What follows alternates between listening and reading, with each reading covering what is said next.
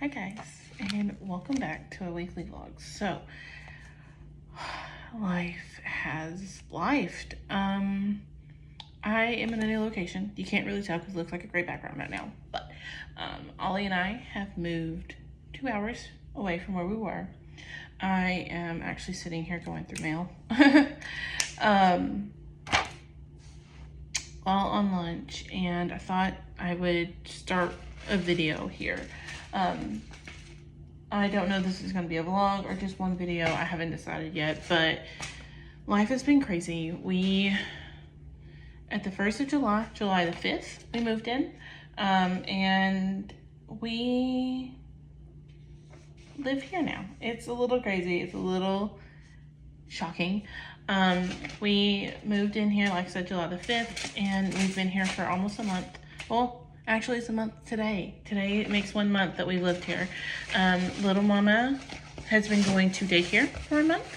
Well, 3 weeks. Last week she was off of daycare. They didn't have any daycare yet last week to get ready. So now she's doing actual schooling. I'm very fortunate that her daycare does schooling for her. So currently that's what she's doing. She loves it. She loves her teachers. She loves everything about it. She truly does. And it's fun to see my daughter get so excited about something like that and just grow as a human. She has a teacher that she loves and she's doing good. I have been reading a lot. I finished, we're talking about it. I have it in front of me. So in the month of May, I finished 17 books. June, I finished 60. And July, I have it sitting at 9, but I think we're closer to 12 for July. Yeah, I know I think we're sitting at 12 for July. But I finished a lot of books, and I want to talk to you about them. I just have not found the time. And I've watched a lot of TikTok recently, and it made me realize that sometimes you can just set your phone up and start fucking talking. And depending on what you want to do, it will work. So that's what we're doing. I set up my phone. So here we are.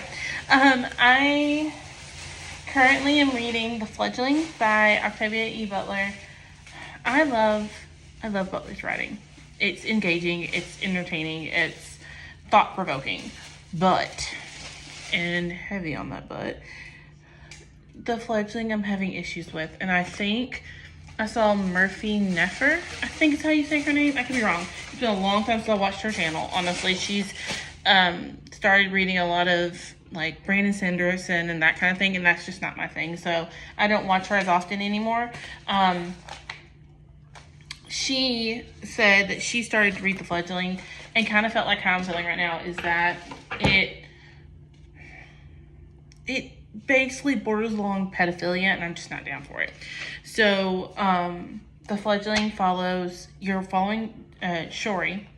Her name's something else though. He calls her Renee. Is Shori. You find out it's actually Shori.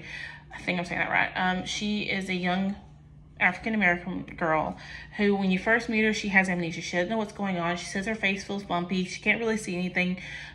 You learn that she has been in a fire and she doesn't know what's going on. Very quickly, you realize she's a vampire, and she has been burned and shot. She heals from both of those by eating an animal, and runs into Wright. I always want to say his name something else, but Wright. And Wright, he gives me creeper vibes. It just is what it is.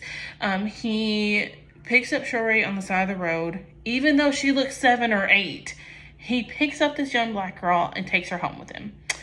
Very quickly, he lets her feed from him, and then they're doing things that only adults do.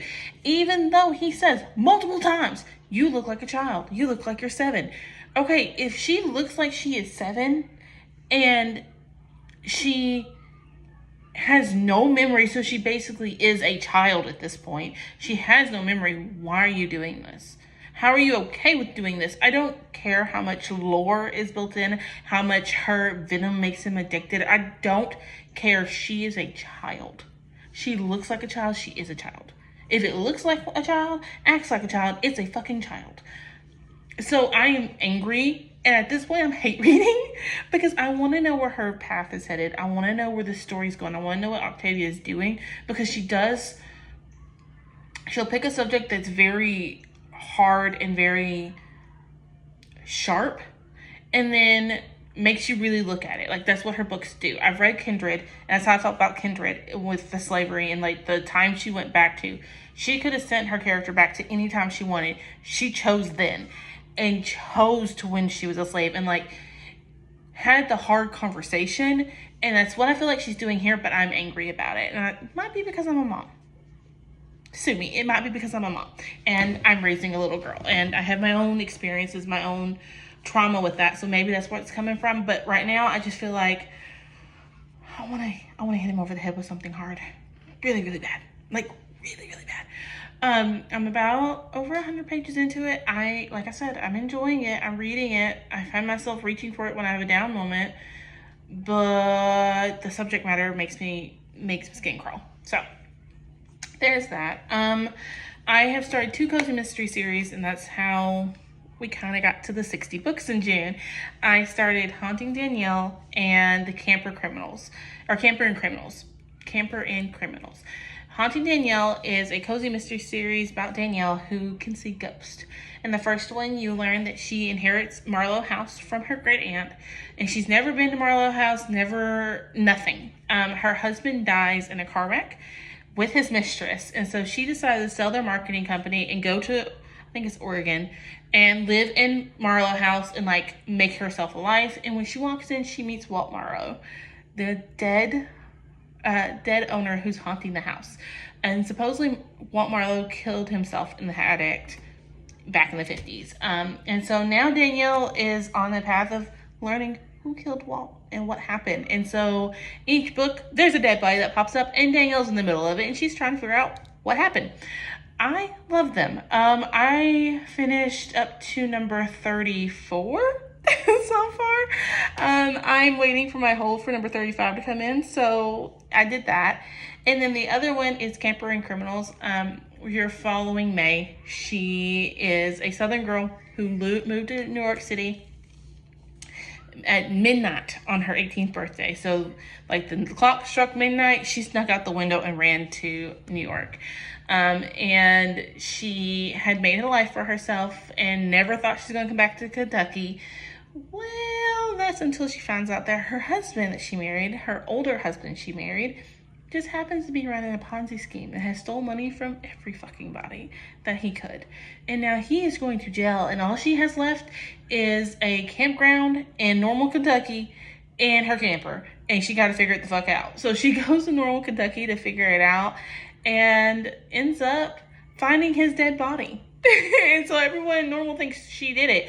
And nobody blames her because he stole money from everybody in Normal. But she starts having to build her life back. And this series follows her and the mishaps that her and the laundry ladies get into, solving murders around their little town in Kentucky. Normal, Kentucky. They're at the Daniel Boone National Forest. And so deaths that happened in the forest, they're all hunting and trying to figure it out.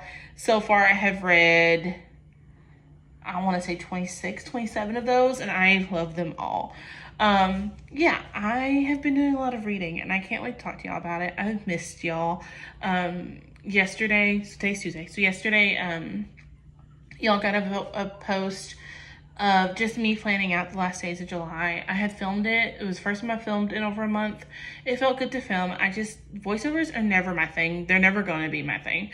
And I tried doing the voiceover and my mic died. So I took this as a sign that I didn't need a voiceover. I should just upload it without. And so that's what you got. And now you've gotten 10 minutes of me rambling. But I am hoping to do a full-on review pretty soon. And then do an August TBR. Fingers crossed. That should be coming out on Friday. Right now, I know that I have 3. The Last Sacrifice by Rochelle Mead. The last one, the Vampire Academy series. I want to finish that series out. The next one in the... Oh, my brain. It's Fairies. It's an 2000s fairy story that I want to finish. And then there was a third one I pulled out last night. I don't know what it was now. Yeah, brain just went...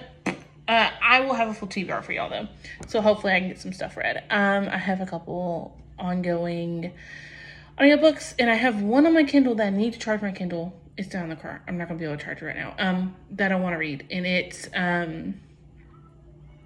Throne of Roses. I'm not sure. It's an arc I got. I'm not sure how I got it. It didn't come out till September. I don't know where it came from. I cannot find an email telling me I was getting this arc. It just kind of appeared on my Kindle. And so I'm saying thank you to God, and I'm going to read before my timer cut me off. So yeah, I will talk to y'all later. It's time to grab my lunch and run back to work because I have training to do. Bye guys.